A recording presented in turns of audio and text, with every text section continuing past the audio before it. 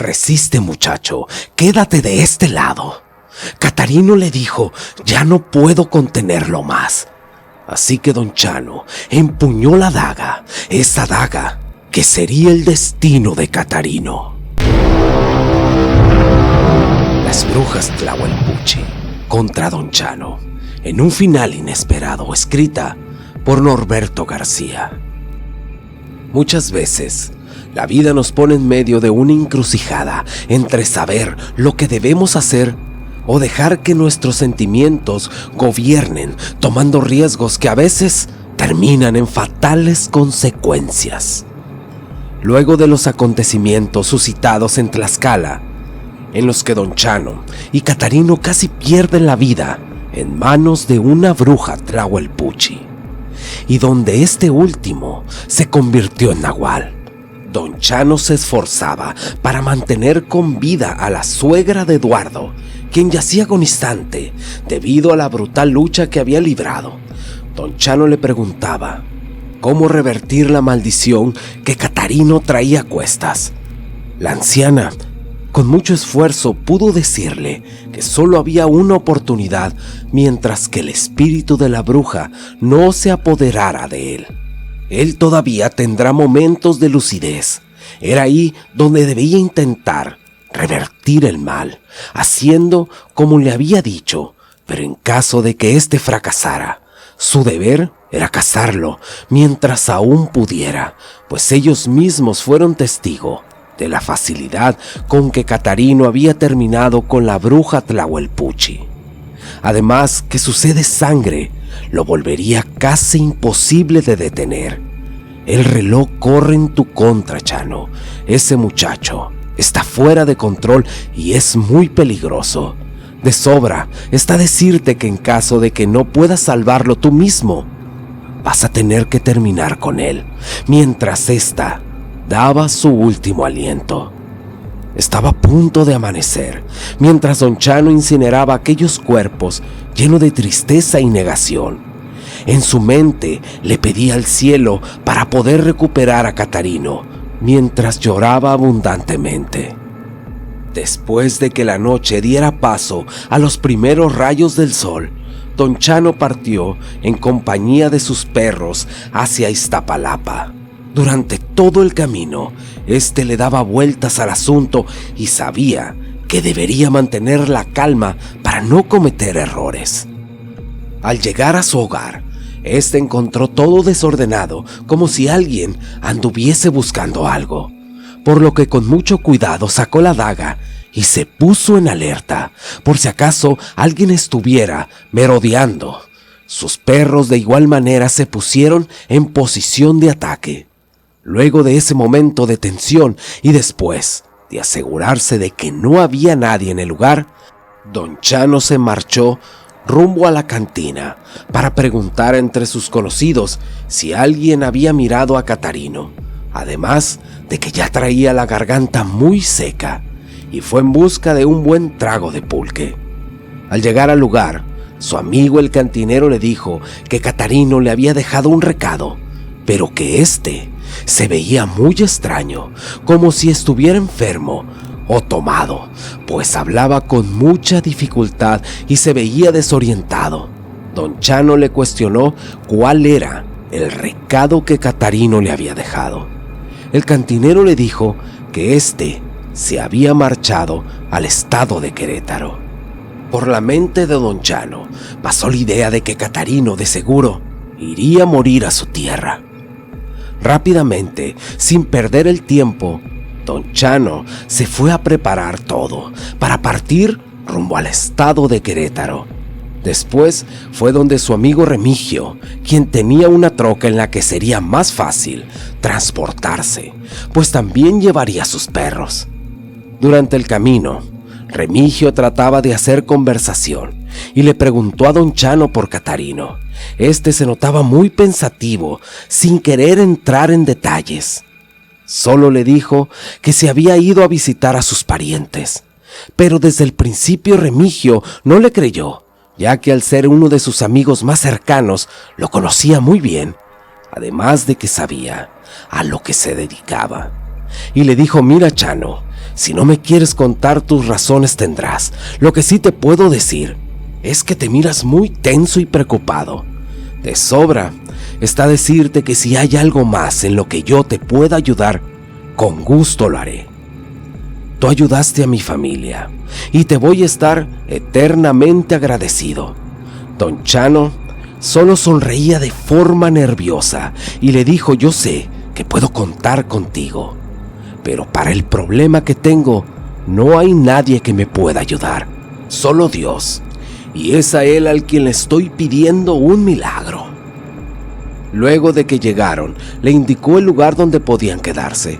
Además le dijo que no iba a tardar mucho, que mientras lo esperara y que él mismo lo buscaría para regresar. Esa misma tarde se encaminó rumbo al antiguo hogar de Catarino.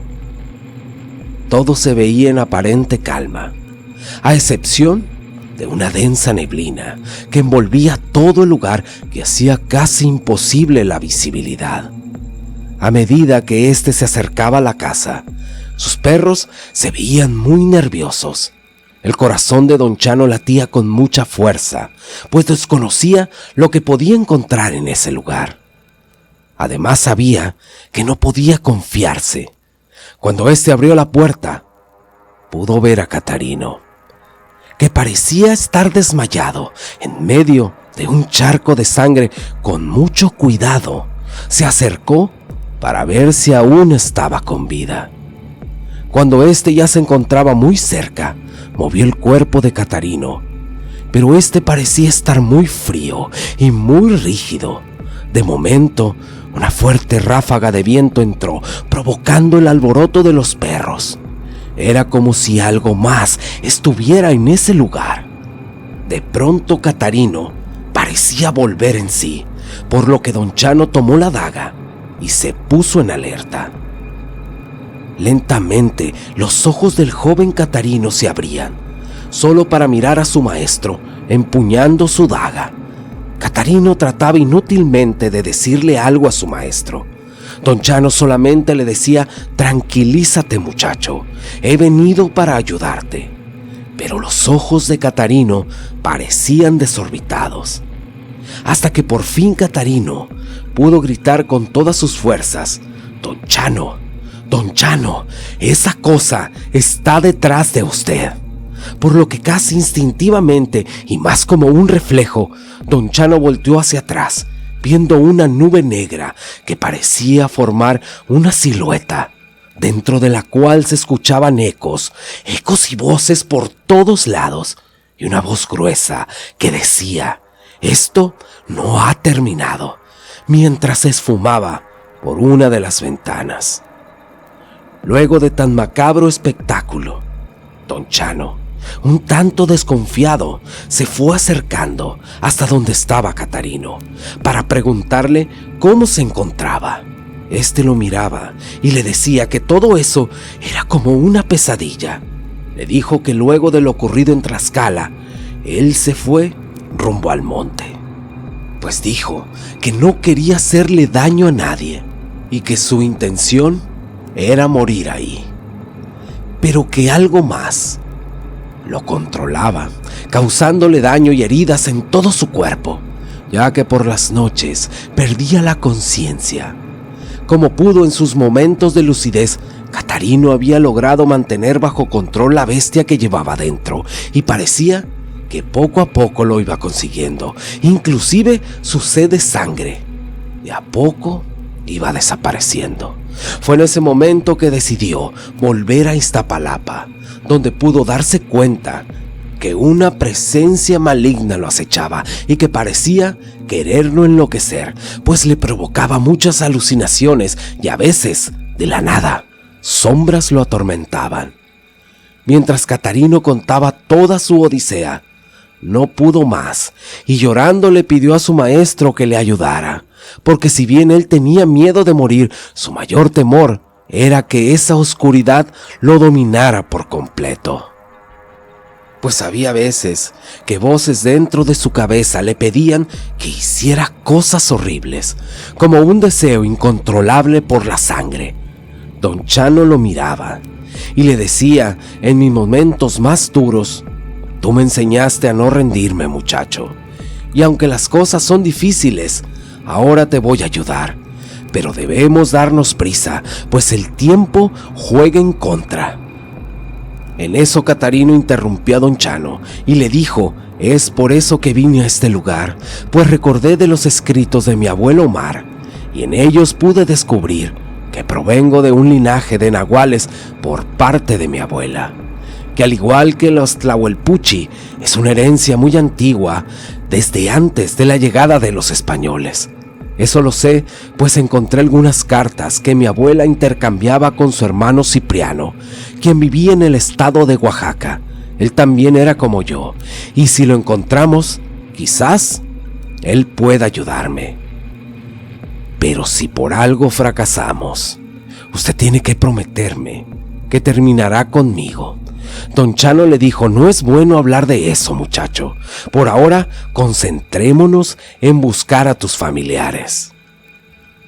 Ambos regresaron a este lugar donde se encontraba Remigio, y cuando estaba a punto de partir, don Chano le dijo disimuladamente a Remigio que tuviera mucho cuidado. Este desconcertado le preguntó: ¿con qué o con quién? Don Chano solamente le dijo: olvídalo, yo solo te lo dije porque el camino es muy largo. Catarino se estaba acomodando en la troca, pero don Chano no permitió que éste se sentara al lado del chofer.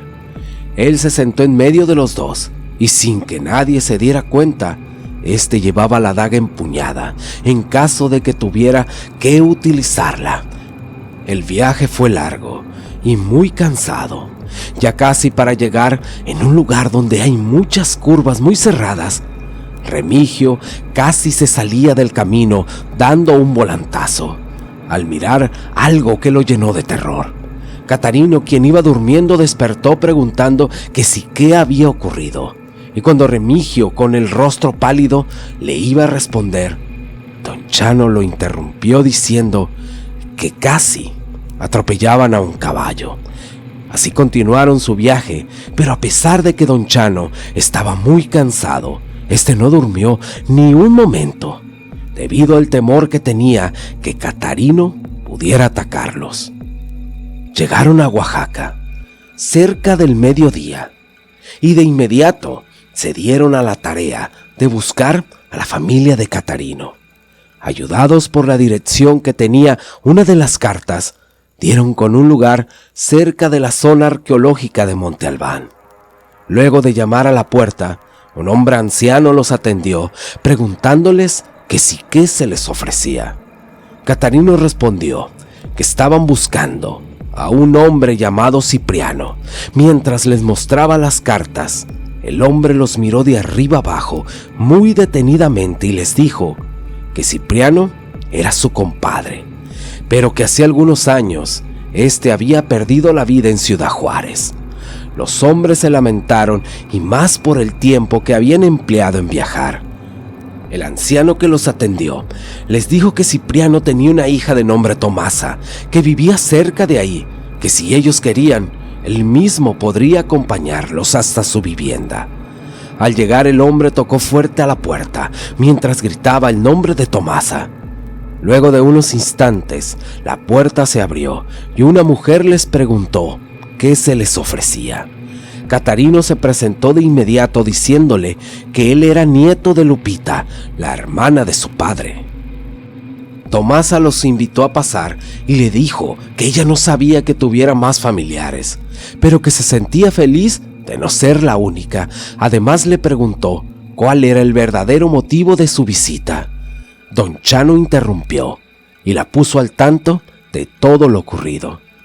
Lo extraño fue que Tomasa no se sorprendió en lo absoluto y les platicó que efectivamente su padre había sido un nahual, quien al principio no era capaz de controlar su don. Lo que también les contó es que ella había adquirido muchos conocimientos de parte de su familia y sabía de la maldición de las tlahuelpuchi también. Luego de eso, los invitó a entrar. En las paredes de su casa tenía algunas fotografías.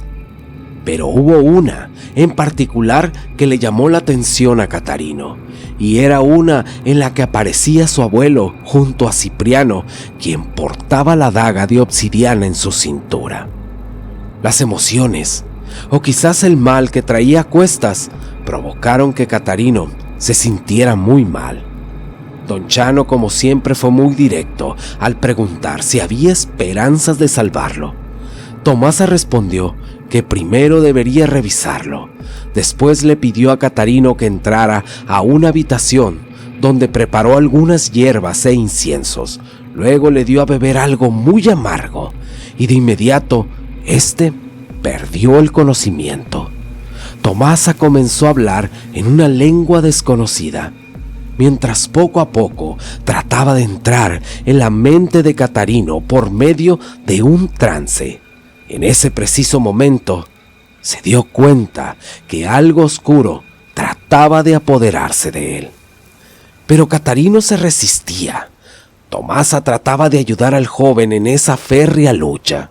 Fueron horas, muchas horas, en las que la mujer estaba muy cansada, y tal parecía que ese poder maligno los había vencido, apoderándose por completo de Catarino, porque éste empezó a convulsionarse y a gritar, provocando que Remijo y Don Chano entraran a ver lo que pasaba. Tomasa le dijo que Catarino fue poseído por el espíritu de la Tlahuelpuchi. De pronto Catarino se levantó, pero este se miraba muy diferente. Sus pupilas se habían puesto totalmente negras y su voz había cambiado. La habitación parecía sacudirse mientras una sonrisa perversa se dibujaba en su rostro. Don Chano trataba de hacer entrar en razón a Catarino, pero el cuerpo de este parecía totalmente poseído. De pronto Don Chano se jugó su última carta y desenvainó la daga. Estaba impregnada de la sangre de la Tlahuelpuchi, la cual sorprendió a Tomasa, pues esa daga le había pertenecido a su familia, mientras Remigio, paralizado, solo era un mudo testigo, sin poder hacer nada. Catarino se acercaba a paso lento hacia Don Chano. Tomasa movía sus labios como si estuviera en un éxtasis. De pronto, sucedió lo inevitable, pues Don Chano y Catarino se enfrascaron en una lucha cuerpo a cuerpo. Don Chano le decía: reacciona, muchacho, no te puedes dar por vencido. Pero Catarino no hacía caso. Al contrario, este parecía tener sometido a Don Chano, cogiéndolo del cuello al punto de casi rompérselo. En un momento en que parecía que Don Chano estaba a punto de morir, Tomasa comenzó a rezar con más intensidad, mientras Catarino comenzaba a sacudirse violentamente. Era como si una lucha se librara en su interior. Pero en esta ocasión, la bestia que llevaba dentro emergió, y con ella Catarino, quien le dijo a Don Chano: es ahora o nunca, máteme mientras pueda. Don Chano recobró el aliento y, tomando la daga, la clavó en el cuerpo del nahual, mientras le gritaba: perdóname, muchacho. Pero algo extraño sucedió, pues una sombra negra parecía abandonar el cuerpo inerte del muchacho. De pronto sucedió algo sorpresivo, pues ese ente demoníaco entró en el cuerpo de Remigio. Este poseído huyó rápidamente del lugar, mientras que Don Chano y Tomasa trataban de ayudar a Catarino. Esos momentos estaban llenos de tensión, pues Don Chano abrazaba el cuerpo de Catarino, diciéndole que no se rindiera, mientras Tomasa retiraba la daga del cuerpo de Catarino. Un silencio quedó. Don Chano recordaba los momentos con Catarino, desde que lo había conocido, pero a la vez estaba orgulloso de él, y que en momentos en donde se necesitó el valor, Catarino lo había demostrado. Tomasa le dijo a Don Chano: déjate de lloriqueos. El muchacho aún tiene pulso. Rápidamente, con ayuda de don Chano, pusieron el cuerpo de Catarino en una mesa mientras Tomasa preparaba algunas hierbas. Don Chano apretaba con fuerza la mano de su discípulo. La espera y la incertidumbre hacía presa de don Chano, pues eran horas críticas donde el destino de Catarino estaba en juego. Las horas pasaron, pero la continuación vendrá después. Don Chano hoy necesita la ayuda de todos ustedes y él necesita que compartan este video para que la leyenda de don Chano crezca aún más. Y créanme, sin ustedes, don Chano no existe. Ahora sí, muchas gracias y hasta la próxima.